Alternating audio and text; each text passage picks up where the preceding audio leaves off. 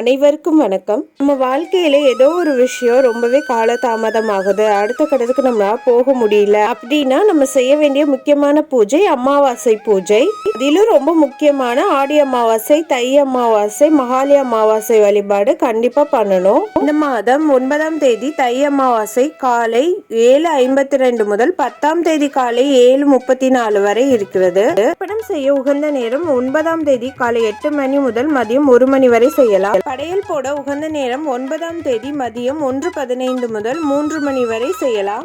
நம் பித்ருக்களை நினைத்து வீட்டில் விளக்கேற்ற வேண்டிய நேரம் மாலை 6:30 முதல் 7:30 வரை. கோயில்களிலோ வீட்டிலோ தர்ப்பணம் செய்ய இயலாதவர்கள் வீட்டிலேயே இந்த படத்தில் காட்டியவாறு எள்ளும் தண்ணீரும் இறைத்துவிட்டு அது கால்படாத இடத்தில் ஊற்றிவிடலாம்.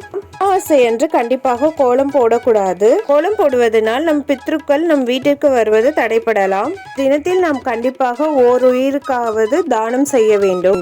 அதிலும் முக்கியமாக இந்த 3 ஜீவராசிகளுக்கு தானம் செய்வது ரொம்பவே சிறப்பு. கோயில் குளங்களில் இருக்கும் மீன்களுக்கு பொறி வாங்கி போடலாம். காக்கைக்கு கண்டிப்பாக நீங்கள் படையிலிடும் உணவுகளில் சிறிதளவு எடுத்து வைக்க வேண்டும். 3ஆவதாக பசுமாட்டிற்கு அகத்திக்கீரை, வாழைப்பழம் என உங்களால் இயன்ற தானங்களை செய்யலாம்.